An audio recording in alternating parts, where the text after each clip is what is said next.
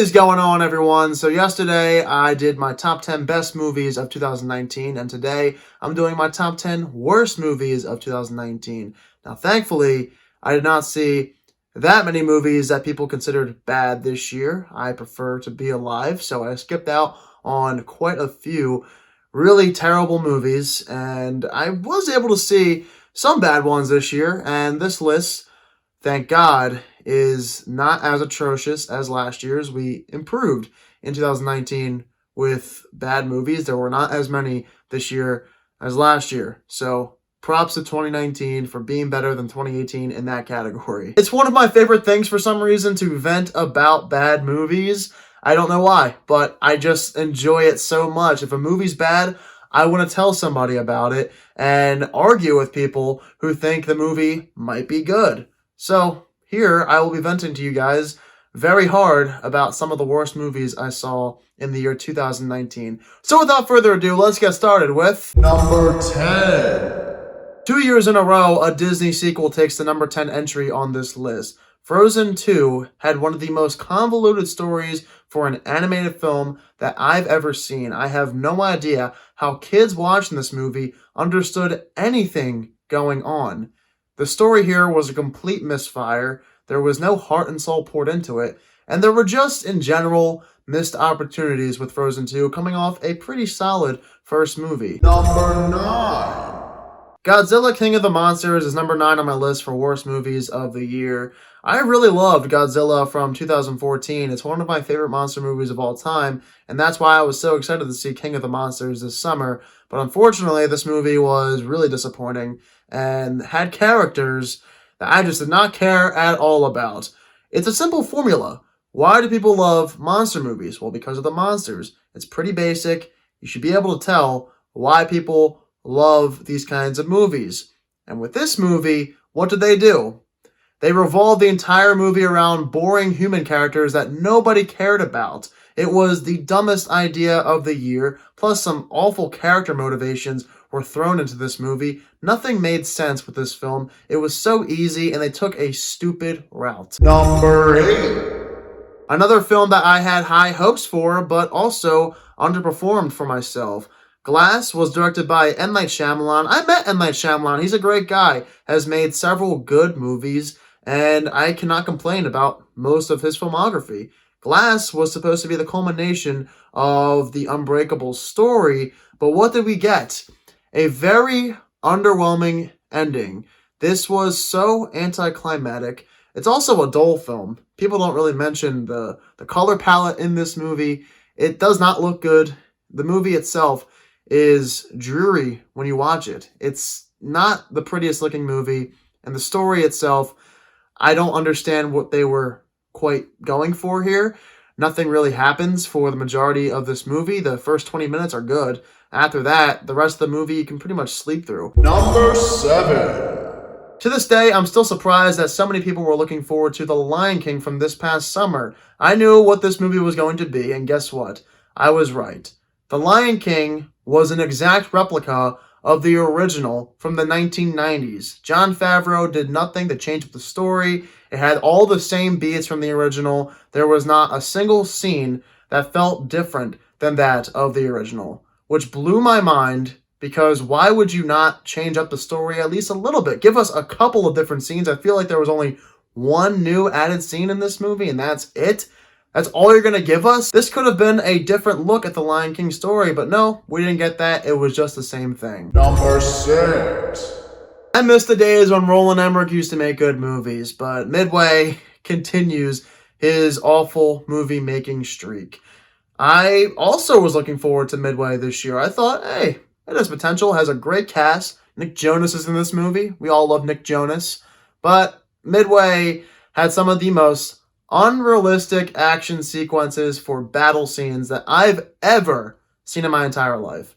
It was pathetic. The CGI looked awful. I'm actually surprised that Roland Emmerich opted for a more action-y movie over that of a more dramatic, tense-filled film for a movie that centers around the Battle of Midway.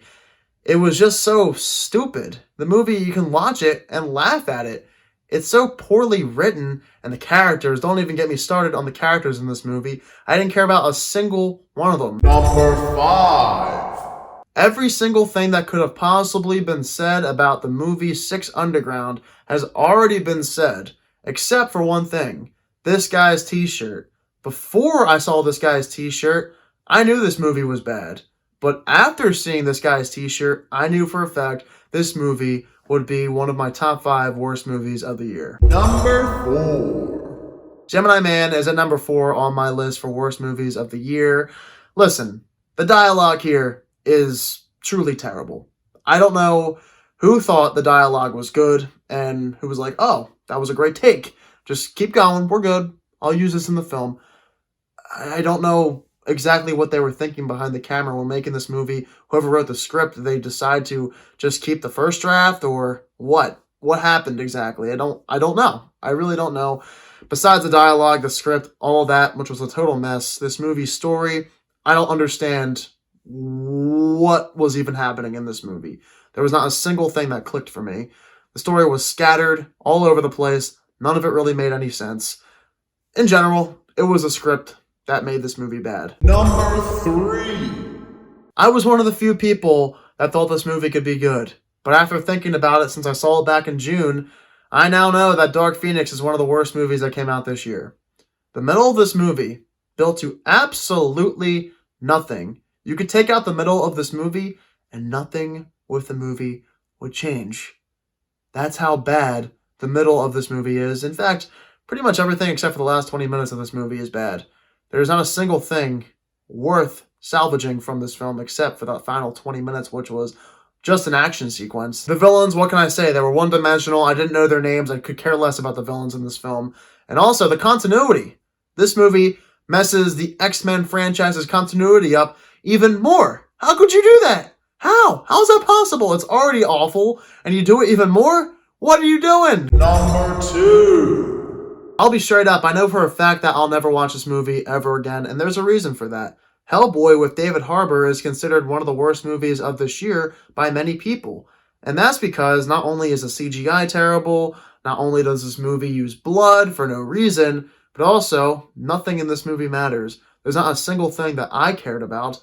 There's not a single thing with a story that was interesting. The story itself is very generic. This movie could have been so much more. There was so much potential with David Harbour as Hellboy, and he is one of the sole good things to take away from this film. But besides him, what else from this movie was good? I could not tell you. Pretty much nothing. Number 1. Okay, before I reveal my number 1 worst movie of 2019, can we all just agree that it's so nice that we were not given a 50 Shades of Grey movie this year? Jeez, man, like that was so brutal to go through last year. 50 Shades Freed was one of the worst movies I've seen in my entire life, especially sitting in the theater. So, thank God, in the year 2019, we did not have one of those atrocities. So, without further ado, though, let me reveal my number 1 pick for worst movie of the year for myself. And that movie is Good Boys. Now, you're probably wondering, why Good Boys, Andrew? That's a funny movie. Well, for me, I did not laugh once during this movie. And it's always hard for me to understand why people find little 12-year-olds cursing to be hilarious. To me, it's just stupid humor. In fact, it's worse than stupid humor. It's just uncreative humor. There is nothing creative about the movie Good Boys. Every single laugh and gag in this film revolves around 12-year-old kids either cursing or talking about something sexual. And to me, that's simply not funny. I don't understand the humor behind this movie and why people think it's hilarious. To me, it's just not funny. I also don't understand why a movie like Dirty Grandpa gets criticized for doing the same thing, and yet this movie is praised. How is that possible? Tell me in a world where that makes any sense. It doesn't. And people just like to ignore stuff like that. So for me, Good Boys is my least favorite movie of the year, based on of how uncreative it is and how unfunny it was. Alright, and there you guys have it. Those are my top 10 worst movies of 2019. If you guys also have your list, be sure to let me down below in the comment section what that is. Next up, I believe I'll be doing my top 10 favorite movies of the decade? We'll see. That or my top 10 most anticipated movies for 2020. So get ready for one or both of those videos coming up very soon. If you're new to my channel, click the subscribe button and give this video a thumbs up if you enjoyed it. Thank you all so much for watching this video, and I hope you all have a fantastic day.